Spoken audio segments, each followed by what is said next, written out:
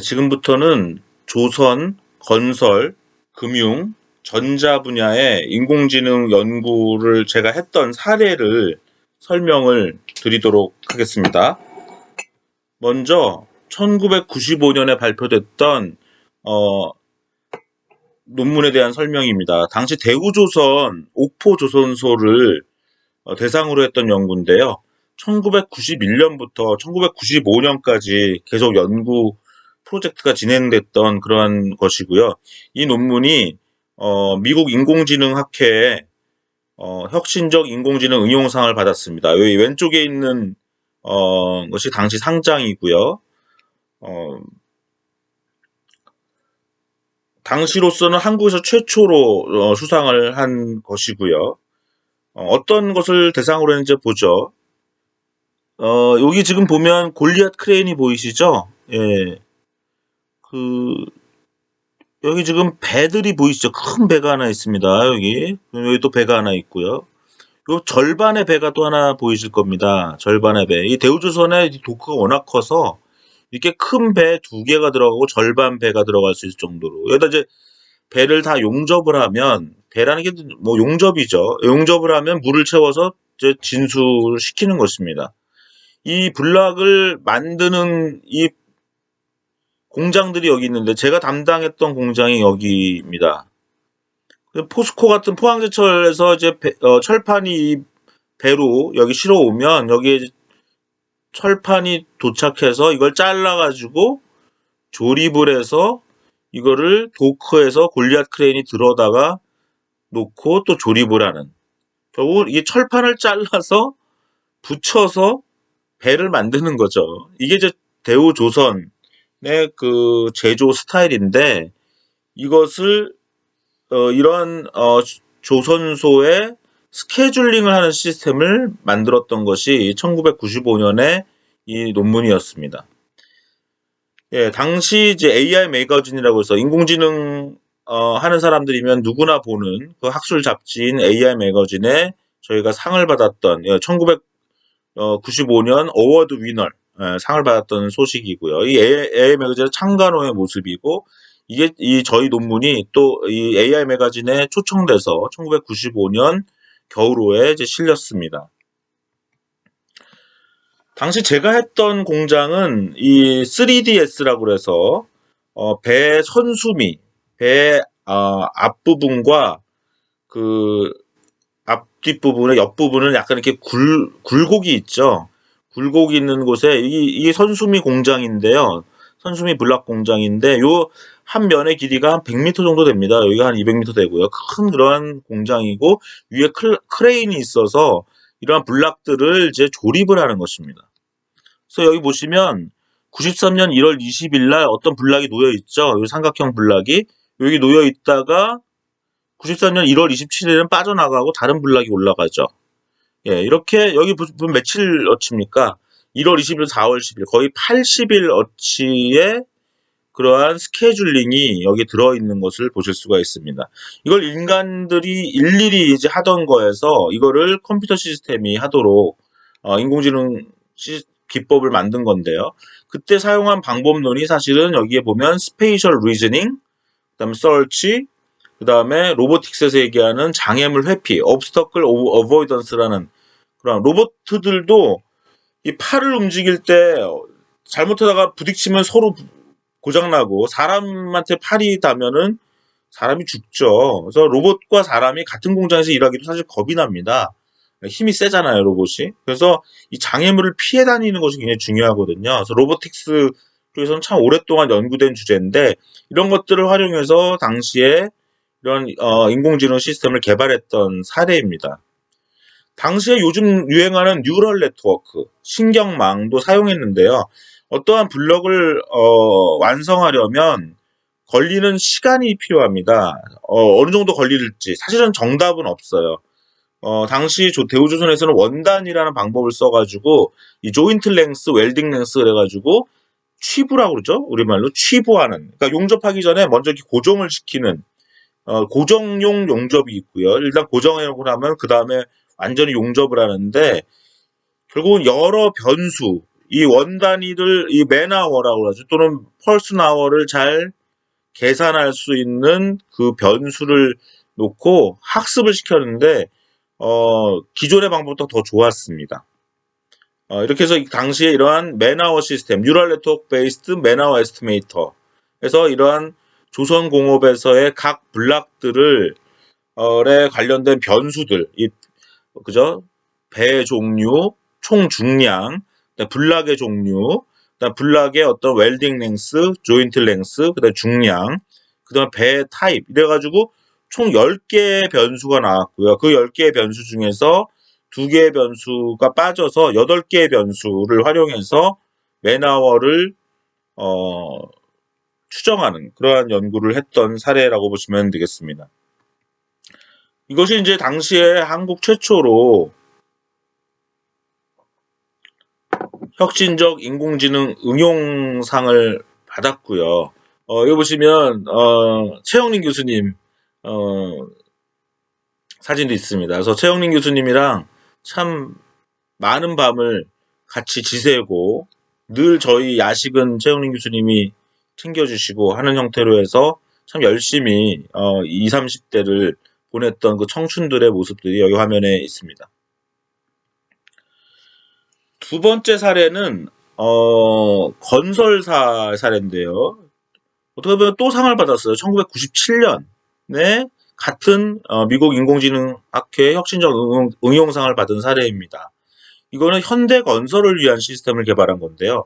보통 건설에서는 이러한 퍼트 CPM 차트가 있죠. 그래서 퍼트 CPM 차트를 그리려면 어떤 아파트 공사가 하나 이제 입찰 수주권이 나오면 여기에 대응하기 위해서 이런 공정표를 그려야 되는데요.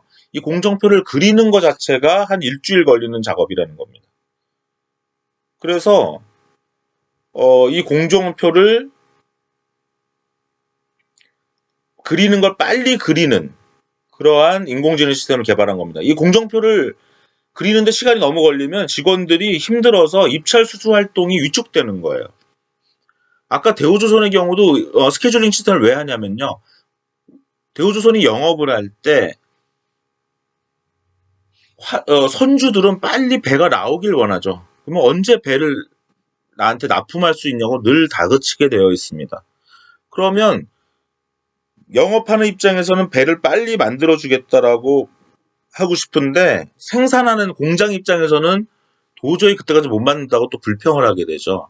그러면 결국 영업은 또는 최고 경영자 레벨에서는 공장의 상황을 잘 알고 스케줄링을 잘해야 되는 것입니다.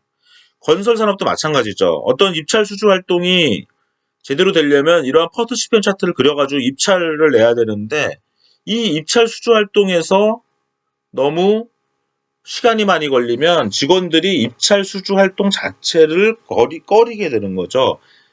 예를 들면 야 다음 주 월요일 날 이거 입찰서 내야 되는데 오늘 만약 수요일이야. 수요일에 이런 건이 있다는 거 알게 되면 이게 만약 이거 그리는데 일주일 걸리는데 이거 그리려면 야근해야 되고 주말 반납해야 된다 그러면 직원들이 쉬쉬하면서 입찰 수주 활동을 안 할 수도 있다는 것입니다.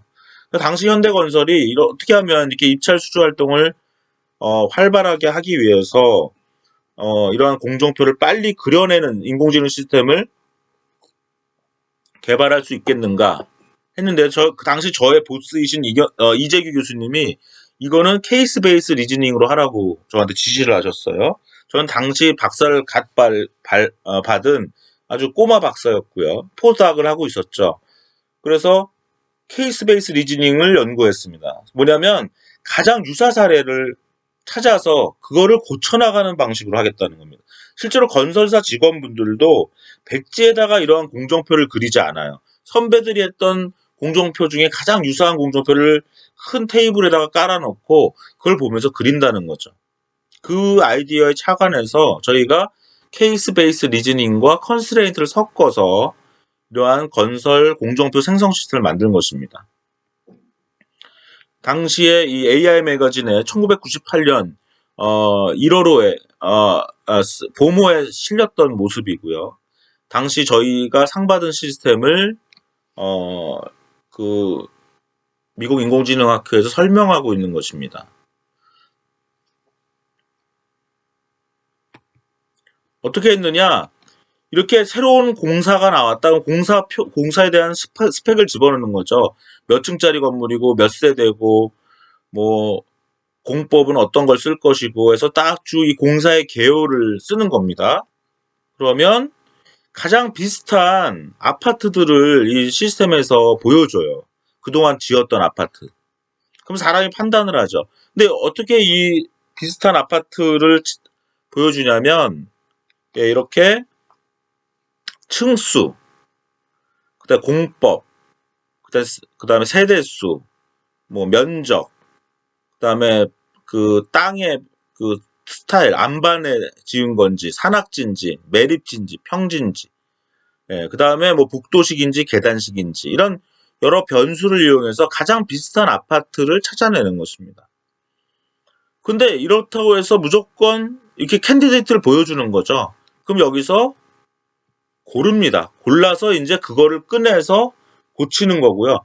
그렇게 하다 보면 기존의 공정표가 이미 우리가 알고 있는 건설 공정 지식에 위배되는 그러한 계획표일 가능성이 있는 거예요. 예를 들면 계단 핸드레일 10층 작업이 다 끝나야 계단 핸드레일 11층 작업이 시작할 수 있다. 외부 수성 작업 10층이 끝나야 무늬코트 1층 작업이 시작할 수 있다. 이런 것들이 다 이미 건설사에 들어있는 컨스트레인트들인데 제약 조건인데 이걸 이게 이 시스템에 들어가 있는 거예요. 그래서 공정표를 생성하다가 이것이 기존의 이러한 건설 지식을 위배하는지 아닌지를 체크하는 그러한 것이다. 이렇게 보시면 되겠습니다. 그러면 사람이 또 여기서 야 이건 무시해도 돼. 이건 꼭 지켜줘야 돼. 라고 골라가지고 이제 공정표를 만들어 나간다. 이렇게 보시면 될 것 같습니다. 이런 것들은 일종의 이러한 케이스 베이스드 러닝이다. 그래서 일종의 머신러닝 기법이다. 기계학습 기법의 하나로 보일 수 있겠고요.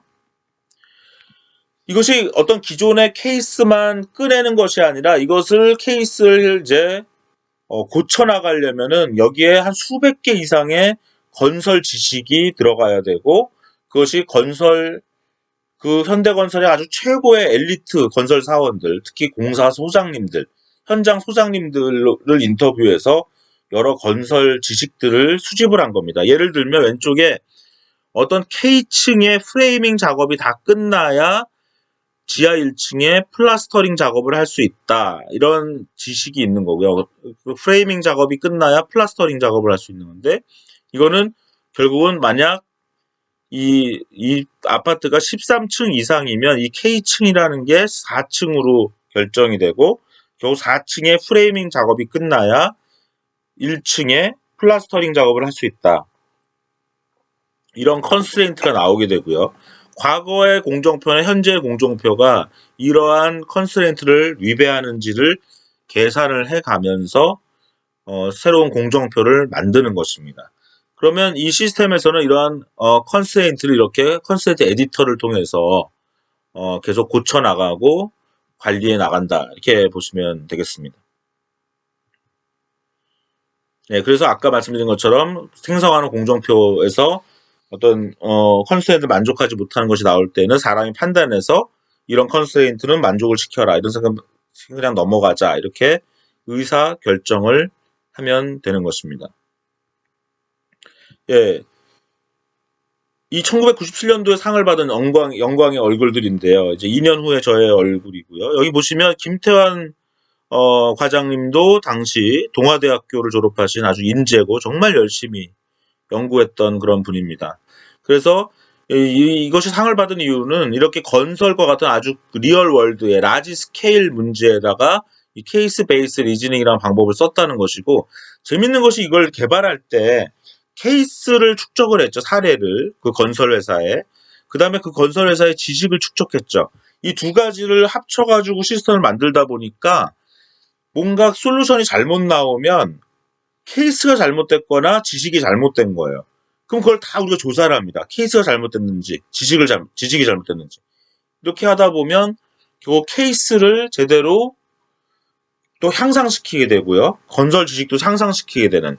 그래서 케이스와 지식이 크로스체킹 되고 서로가 서로를 향상시키는 그러한 어떤 좋은 경험을 할 수 있었고요.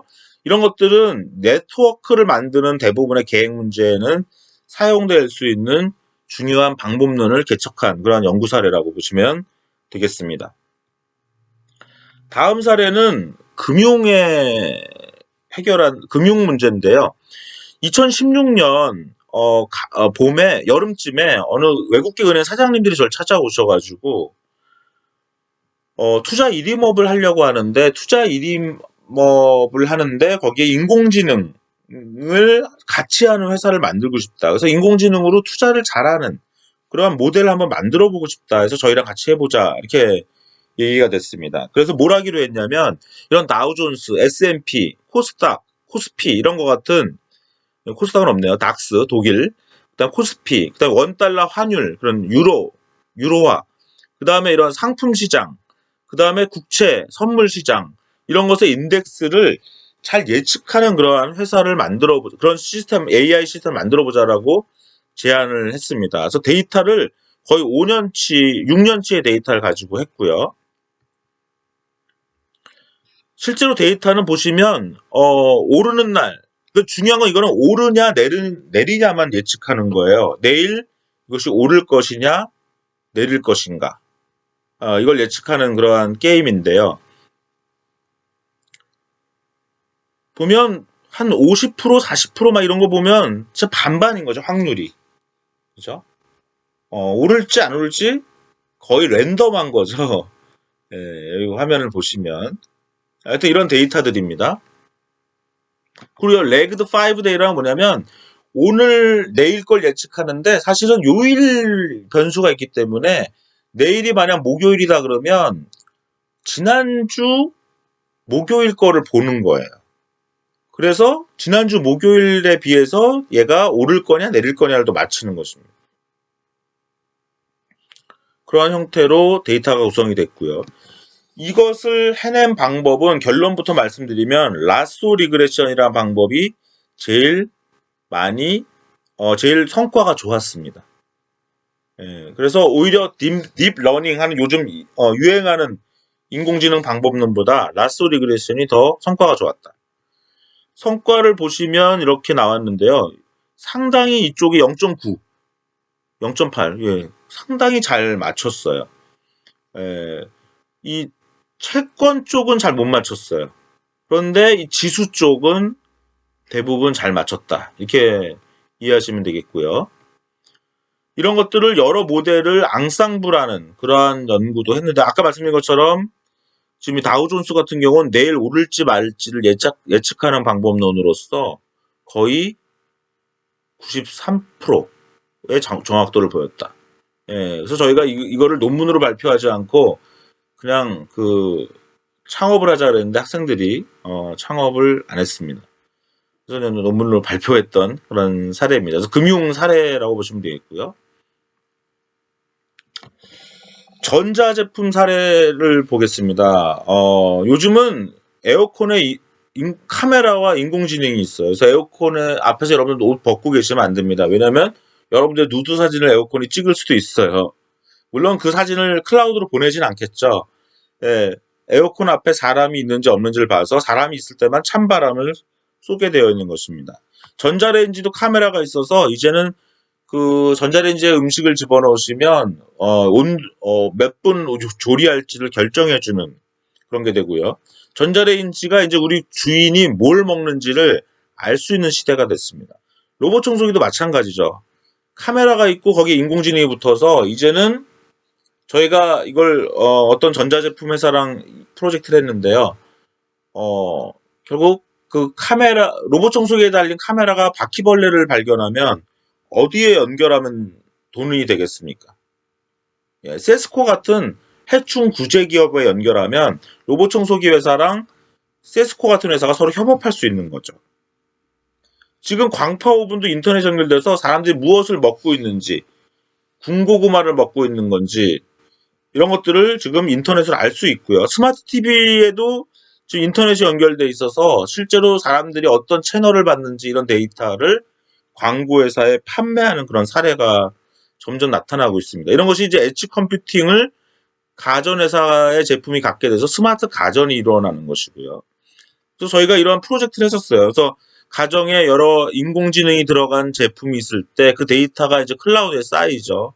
그럼 클라우드에 쌓이면 그 데이터를 가지고 어떻게 돈을 벌 수 있을 것이냐. 아까 말씀드린 것처럼 로봇 청소기가 바퀴벌레를 발견하면 그 세스코에 연결하는 거죠. 세스코 같은 회사는 B2B 영업을 하는 회사이기 때문에 그 B2C 영업, 가정의 영업을 하기는 굉장히 어려운 상황이었는데 이렇게 가전제품 회사와 연결이 되면 가전제품으로 들어오는 데이터를 이렇게 예를 들면 LG전자의 띵큐 같은 앱이 관리하면서 뭐 세탁기 지금 어느 정도 되고 있는지, 현재 냉장고에는 어떤 음식이 들어있는지, 현재 뭐 로봇 청소기가 집안의 상황을 어떻게 하고 있는지 이런 것들을 다 관리할 수 있는 이제 그런 시대가 오는 것이고, 결국 전자제품 회사는 이런 제품을 파는 것이 아니라 제품의 데이터로부터 센서로부터 들어온 데이터를 가지고 다른 비즈니스와 연동하고 새로운 가치를 창출해서 서비스를 제공해서 수익과 연결하는 그런 형태로 AI를 결합하는 그런 스마트 가전 비즈니스 모델들이 나오고 있다. 이런 말씀을 드립니다.